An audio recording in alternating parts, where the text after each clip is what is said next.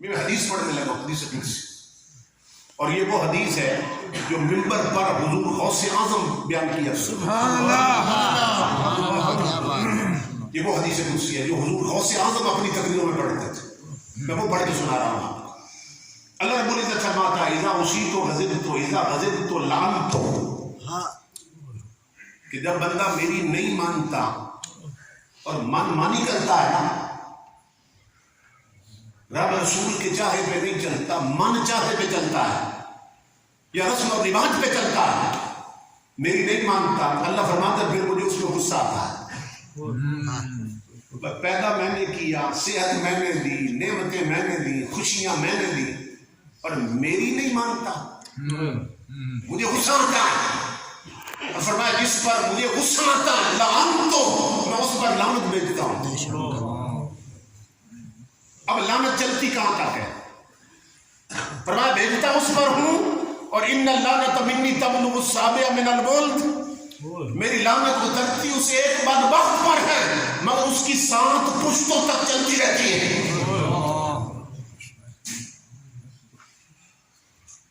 آج شادیوں پر لعنت کے کام کر کے ہم صرف خود اپنے آپ کو لعنتی نہیں بنا رہے، ہم اپنی 7 پشتوں کو ملعون بنا رہے ہیں،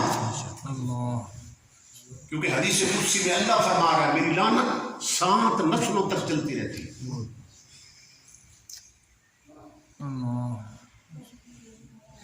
قربان ہے اس کی رحمت کے، فرمایا اگر لعنت کا کام کرے تو پھر لعنت اترتی ہے، اور اگر رحمت کا کام کرے تو پھر رحمت اترتی ہے۔ مولا تو نے یہ تو بتا دیا کہ تیری لعنت 7 پشتوں تک جاتی ہے، اب بتا کہ جب رحمت اترے تو کہاں تک جاتی ہے۔ سبحان اللہ۔ اب حدیث قدسی سنیے، اللہ فرما رہا ہے اذا اذیت ردیت، جب بندہ اپنی چھوڑ کے میری مان لیتا ہے تو میں جتنا بھی ناراض کیوں نہ ہوں میں راضی ہو جاتا ہوں۔ سبحان اللہ۔ اس نے اپنی چھوڑ دی، میری مان لی۔ بندہ جب میری مان لیتا ہے میں راضی ہو جاتا ہوں۔ اذا ردیت بارکت، اور جس پر میں راضی ہو جاؤں میں اپنی رحمتیں اس پہ وار دیتا ہوں۔ سبحان اللہ۔ میں اپنا فضل اس پہ تصدق کر دیتا ہوں، صدقہ کرتا ہوں۔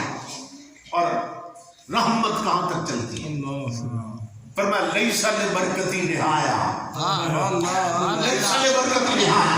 فرمایا سن لوگو، فرمایا میری لعنت کی حد ہوتی ہے، میری رحمت کی کوئی حد نہیں ہوتی۔ لعنت والے کام کرو گے تو 7 پشتوں تک جائے گی، رحمت والے کرو گے تو قیامت تک جائے گی۔ فرمایا میری رحمت پھر قیامت تک چلتی ہے، اور صرف قیامت تک نہیں چلتی، قیامت میں بھی چلتی ہے، قیامت میں بھی چلتی ہے۔ اب سنیے ایک دوسری حدیث حضور صلی اللہ علیہ وسلم فرمایا، حضور کی حدیث پاک ہے کہ من جلس الی قنۃ یسمع منها صب فی اذنہ العان کو یوم القیامت۔ حضور فرماتے ہیں جس نے کسی گانے والی کا گانا سنا، اب اس کے اڈے پہ جا کے سنا یا اس کو اپنی شادی پہ بلا کے سنا، یا اپنی کار میں، رکشے میں، سلوکی میں، ٹرک میں، بس میں اس کی سی ڈی چلا کے سنا، کیونکہ اصل جرم ہے سننا گانا۔ امام الانبیاء فرماتے ہیں جس نے کسی گانے والی کا گانا سنا، کل قیامت کے دن جہنم کی آگ میں سیسا پگھلا کر اس کے دونوں کان بھر دیے جائیں گے۔ یہ حدیث رسول صلی اللہ علیہ وسلم۔ اب آپ تصور کریں کہ ہمارے جوان لڑکے لڑکیاں، بیٹے بیٹیاں وہ ٹچ موبائلوں پر ہر وقت گانے سنتے ہیں، اور بعض نے تو وہ جو بیل ہوتی ہے نا وہ بھی گانوں کی لگا رکھی ہے، ایک تھوڑے سے چسکے اور لذت کے لیے اپنے آپ کو کتنے بڑے عذاب کے لیے تیار کر رہے ہیں۔ جہنم کی آگ میں سیسا پگھلا کر اس کے دونوں کان بھر دیے جائیں گے۔ اور امام الانبیاء فرماتے ہیں کہ جس نے اس دنیا میں ان کانوں کو گانوں سے بچایا ہوگا، جس نے اس دنیا میں گانے نہیں سنے ہوں گے، میدان قیامت میں کیا ہوگا؟ قیامت برپا ہے. اللہ رب العزت آواز دے گا اے نا عبادی الذین کانوا ینزہون اسماءہم عن اللغو ومزامیر الشیطان. سورج 1.25 میل پہ آیا ہوا ہے, زمین تانبے کی طرح تپ رہی ہے. اس وقت اللہ آواز دے رہا ہے وہ دنیا میں اپنے کانوں کو گانوں سے بچانے والوں تم کہاں ہو. آواز دے رہا ہے او میرے پیارے بندو جو دنیا میں گانے نہیں سنتے تھے تم کہاں ہو. تو جو سنتے ہوں گے نا انہیں تو لگام میں چڑھ چکی ہوگی, ان کی تو بولتی بند ہوگی. جو گانے سنتے ہو کون بولیں گے؟ صرف وہی بولیں گے, صرف وہی بولیں گے کہ جنہوں نے اپنے آپ کو بچایا ہوگا گانوں سے. باقی سب کو لگامیں چڑھی ہوگی. وہ عرض کریں گے مولا ہم حاضر ہیں, کیا حکم ہے ہمارے لیے؟ اللہ رب العزت فرمائے گا حکم نہیں, آج خوشخبری ہے. حکم تو دنیا میں دیا تھا, تم نے مان کے بتا دیا, تم نے عمل کر لیا. اے گانوں سے بچنے والوں حکم نہیں خوشخبری ہے. اور خوشخبری یہ ہے کہ اللہ فرشتوں کو حکم دے گا, فرشتوں کو حکم دے گا کہ ادخلوہم فی ریاض المسک. آج انہیں اسی میدان قیامت میں سے اپنے نوری پروں پہ اٹھا لو. سبحان اللہ. دنیا تانبے کی زمین پہ کھڑی ہے, تانبا تپ رہا ہے, اور گانوں سے بچنے والے فرشتے اپنے نوری پروں پہ اٹھا لیں. اور آپ کیا کریں؟ آواز آئے گی انہیں سیدھا اٹھاؤ اور جنت کے مشک و عنبر کے باغوں میں اتار دو. وَأَسْمِعُوهُمْ حَمْدِي وَثَنَائِي. اور فرشتوں انہوں نے اپنے کانوں کو گانوں سے بچایا تھا. دنیا گانے سنتی تھی, یہ قرآن سنتے تھے, انہوں نے بچایا تھا گانوں سے. آج ایسے کرو تم اپنی نوری زبانوں کے ساتھ انہیں میری حمد اور ثنا سناؤ. سبحان اللہ. نعرہ تکبیر, نعرہ رسالت, نعرہ تحقیق, نعرہ حیدری, نعرہ غوثیہ, نعرہ ختم نبوت, نعرہ ختم نبوت.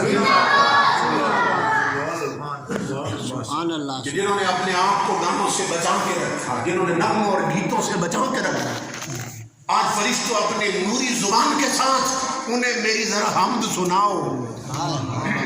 اور امام الانبیاء کے غلاموں جب فرشتے اللہ کی حمد سنائیں گے نا تو حدیث پاک میں ہے کہ فرشتوں کی آواز میں اتنی لذت ہوگی کہ 500 سال کے لیے وہ بندے اسی لذت میں کھو جائیں گے.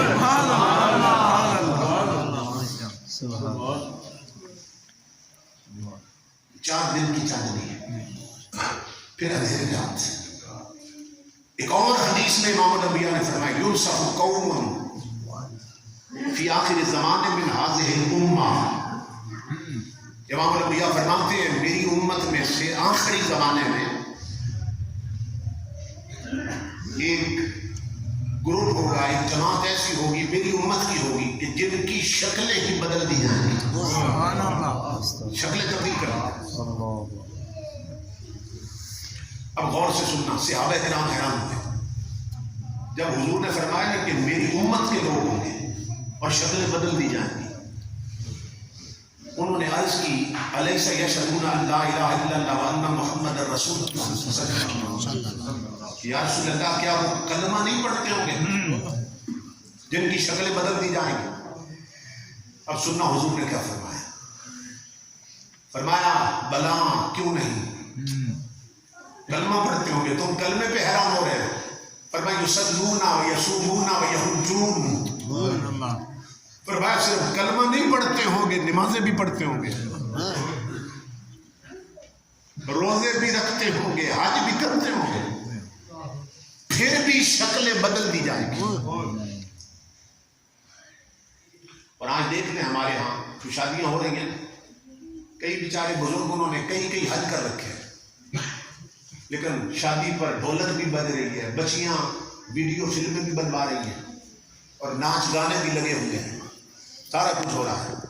انہوں نے حج بھی کر رکھے ہیں, نماز بھی پڑھتے ہیں اور روزے بھی رکھتے ہیں. حضور نے فرمایا حاجی بھی ہوں گے, نمازی بھی ہوں گے, روزہ دار بھی ہوں گے, پھر بھی شکلیں بدل جائیں گی.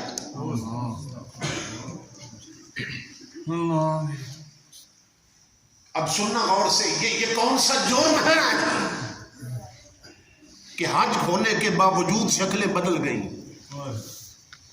نماز پڑھنے کے باوجود شکلیں بدل گئیں, روزے رکھنے کے باوجود شکلیں صورتیں بدل گئیں. کون سا جرم ہے؟ صحابہ نے عرض کی فما بالہم یا رسول اللہ, آقا ایسا کیوں ہوگا ان کے ساتھ کہ جب نماز بھی پڑھتے ہوں گے, حج بھی کرتے ہوں گے, زکات بھی دیتے ہوں گے. اب حضور نے کیا فرمایا؟ فرمایا اتخذوا المعازف والدفوف والقینات, فرمایا وہ راگ باجے اور گانوں کے رسیا ہو جائیں گے, وہ گانے والیوں کو سننے کے عادی ہو جائیں گے. فباتوا فی شربہم ولہوہم, اور انہی گانوں میں اور انہی نغموں میں اور گیتوں میں اور رنگ رلیوں میں ان کی پوری رات گزرے گی. آج دیکھ لیں بعض شادیوں پر ناچنے والیاں بلا لیتے ہیں, ساری رات ڈانس ہوتا ہے, گانے چلتے ہیں, اور ان پر داد بھی دیتے ہیں, امداد بھی دیتے ہیں, پیسے مار رہے ہوتے ہیں کنجریوں کی طوائف میں, اور پوری رات گزر جاتی ہے. ایسی شادیاں بھی آپ نے سنی دیکھی ہوگی. 15 صدیاں پہلے حضور خبر دے رہے ہیں میری امت پہ وقت آئے گا فباتوا فی شربہم ولہوہم, کہ اسی رنگ رلیوں میں, انہی رنگ رلیوں میں پوری رات گزر جائے گی. اور جب قوم کا یہ عمومی مزاج بن جائے گا, عام روایت بن جائے گا, فَأَصْبَحُوا, پھر ایک صبح ایسی آئے گی اللہ کے غضب کی بجلی کڑکے گی. یہ سنو غور سے, ایک فجر ایسی آئے گی, ایک صبح ایسی آئے گی, وہ ساری رات گانے سننے والے, ناچ دیکھنے والے, میوزک کی دھن پر سر ہلانے والے. ایک صبح ایسی آئے گی وَقَدْ مُسِخُوا قِرَدَةً وَخَنَازِيرَ, ان میں سے کچھ بندر بنا دیے جائیں گے, کچھ خنزیر بنا دیے جائیں گے.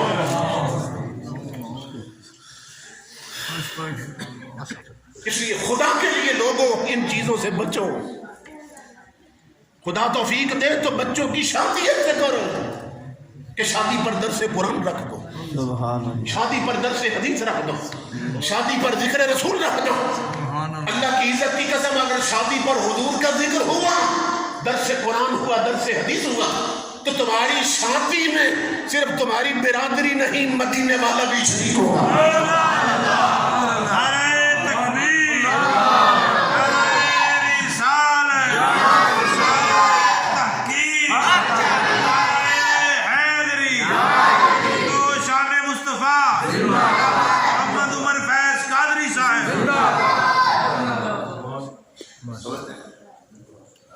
اس لیے شادیاں ایسے کرو جیسے ایک مسلمان کو جچتی ہیں.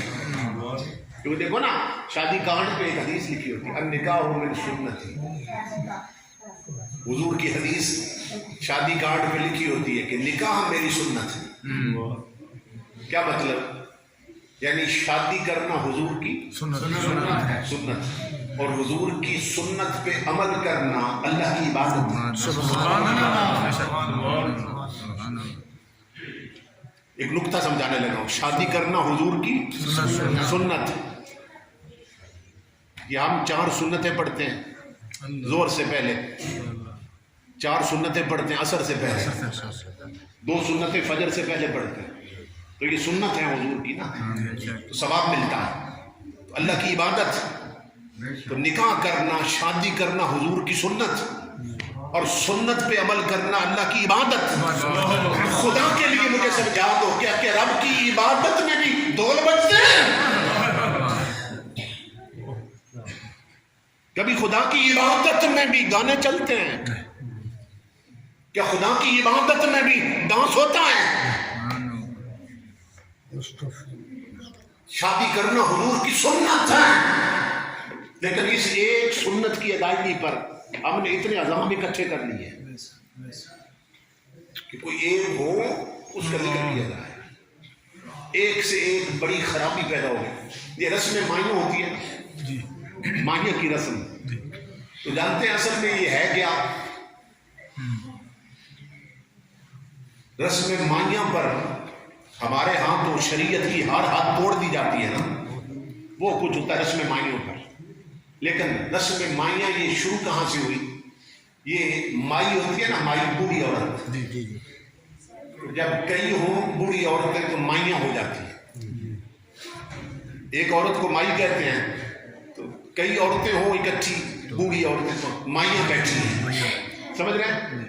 تو یہ رسم مائیاں کیا تھی کہ جس بچی کی شادی ہوتی تھی نا، خاندان کی بوڑھی عورتیں نا 5 7 10 اکٹھی کر لی جاتی تھی، اور وہ اس بچی کو سمجھاتی تھی کہ ہم نے زندگی گزاری ہے، ہم نے دھوپ چھاؤں دیکھی ہے، ہمیں معلوم ہے کہ شوہر کو راضی کیسے رکھنا ہے، سسرال کے ساتھ رابطہ کیسے ہونا چاہیے. ہم نے کڑوے گھونٹ بھی پیے، میٹھے بھی پیے.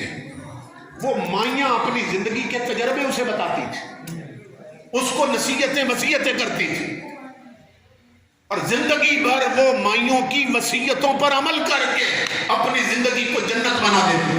سبحان اللہ، سبحان اللہ. ایسی ہی ایک عرب کی مائی تھی جس نے بیٹی کو رخصت کیا تو اس نے وصیت کی تھی. عرب کی مائی تھی. اور آج بھی مفسرین نے نا اپنی تفسیروں میں، محدثین نے اپنی کتابوں میں اس کی وہ نصیحتیں درج کی ہیں. ماشاءاللہ ماشاءاللہ. آپ حیران ہو جائیں. صرف ایک جملہ بھی کافی ہے. اس نے کہا، بیٹی کو کہا، تو ایسے ماحول میں جا رہی ہے جہاں پہلے تو نہیں گئی، وہ تیرے لیے اجنبی ماحول ہے. پہلے میں تیری ماں تھی، اب تیری سانس تیری ماں ہے. پہلے میرا خامد تیرا باپ تھا، اب اس کا خامد تیرا باپ. اس نے کہا میری پہلی نصیحت یہ ہے میری بیٹی، اگر چاہتی ہو زندگی جنت بن جائے تو زندگی بھر خامد کے لیے زمین بنی رہنا، تیرا آسمان بنا رہے. سبحان اللہ، سبحان اللہ. بڑی بلیغ بات کی اس پر. یہ معنی ہے. کہا میری بیٹی سن، زندگی بھر اگر چاہتی ہو کہ خوشیاں رہیں اور سکون رہے اور برکتیں اتریں تو تو خامد کے لیے زندگی بھر زمین بنی رہنا، وہ تیرا آسمان بنا رہے گا. زمین کا کوئی حصہ ہے کہ اوپر آسمان نہ ہو. مطلب یہ ہے کہ جہاں جائے گی تجھ پر تیرے سائیں کا سایہ رہے گا، محبت کا سایہ رہے گا، اگر تو اس کے لیے زمین بنی رہے. اور دوسری نصیحت یہ ہے میری بیٹی، دوسری نصیحت یہ ہے کہ خامد اگر تجھے ایک بالشت قریب کرنا چاہے نا تو تو ایک ہاتھ قریب ہو جانا. سبحان اللہ، سبحان اللہ. اللہ. اور اگر ایک بالشت دور کرنا چاہے تو ایک ہاتھ دور ہو جانا اس سے. سمجھ رہے؟ یہ مائیاں ہوتی تھی. اس طرح کی چیزیں کانوں میں ڈالنے والی. اور زندگی بھر میری بیٹی یاد رکھنا، تیرے جسم کے کسی حصے سے اسے بدبو نہ آنے پائے، بدبو نہ آنے پائے. اس طرح کی نصیحت ہے. تو تاجدار کائنات نے ہماری جولی میں سب کچھ ڈالا ہے، لیکن ہمیں خبر ہی نہیں کہ حضور کتنا کچھ عطا کر کے گئے. امام الانبیاء کے غلام، ہمارے ہاں ایسی ایسی رسمیں چل نکلی ہیں. یہ نکاح تو حضور کی سنت. یہ تیل مہندی کس کی رسم ہے؟ یہ پارٹیشن سے پہلے ابھی پاکستان نہیں بنا تھا، ہندو مسلمان اکٹھے رہتے تھے، سکھ اور مسلمان اکٹھے رہتے تھے. تو یہ تیل مہندی کی رسم جو مسلمانوں میں آئی ہے نا، یہ ہندوؤں سے آئی ہے. یہ دولہا جب پہنچ جائے تو جوان لڑکیوں کا اس کے ساتھ چھیڑ چھاڑ کرنا، یہ ہندوؤں سے رسم آئی ہے. کہ دولہے کی سالیاں اسے کوئی چٹکیاں لگا رہی ہے، کوئی اس کے منہ پہ کالک ملنے کی کوشش کرتی ہے، کوئی اس کو دودھ میں نمک ڈال کے ملا کے پلاتی ہے. جوان لڑکیاں بن سمر کر غیر محرم سے چھیڑ چھاڑ کرتی ہیں، مذاق کرتی. یہ حرام، اوپر سے لعنتیں اترتی. اور آج سروے رپورٹ کے مطابق ہمارے ملک میں سب سے زیادہ طلاق واقع ہو رہی ہے. آپ تجزیہ نگاروں کے تجزیات پڑھیں نا، اگر آپ اخبارات میں یا نیٹ پہ بھی دیکھ لیں آپ، اس وقت ہمارے پاکستان میں سب سے زیادہ گھر اجڑ رہے ہیں. 6 مہینے نہیں گزرتے، سال نہیں گزرتا کہ دولہا میاں لڑکی کو طلاق دے دیتا ہے، یا لڑکی خلا کے لیے عدالت پہنچی ہوتی ہے کہ میری اسے جان چھڑاؤ، میں نے نہیں رہنا۔ پھر چچا اور ماموں اور خالائیں ہاتھ بلتی ہیں، کہتی ہے بڑا خرچہ کیا تھا شادی میں، ناچنے والے بھی منگوائے تھے، ڈھولک بھی بجائی تھی، ویڈیو بھی بنوائی تھی، لیکن ان کی آپس میں بنی کوئی نہیں۔ پھر کہتے ہیں میاں بینی کی پتہ نہیں بنی کیوں نہیں۔ تو ایسے چچاؤں اور ماموں اور خالاؤں سے میں کہتا ہوں کہ یاد کرو جب اس جوڑے کی شادی ہو رہی تھی تو تم نے اپنے نبی سے بنا کے رکھی تھی کہ جن دنوں میں ماں باپ اور بڑے اولاد کے لیے رحمت مانگتے ہیں، ان دنوں میں بھی تمہارے گھر پہ لعنت اتر رہی تھی اور وہاں گانے چل رہے تھے اور رسول اللہ کی سنتوں کی پابندی ہو رہی تھی، تو برکتیں کہاں سے آئیں شادیوں؟ تو میں اس پورے خاندان کو مبارک دیتا ہوں کہ آج جن کی شادی میں تاجدار کائنات کی رحمتیں بھی چلی، خدا کا فضل بھی چلی، اس لیے شادی انہوں نے ثابت کر دیا۔ مدینے والے کوئی اور مقاتل تجھ سے در سے سگ سے ہے نسبت، مجھ کو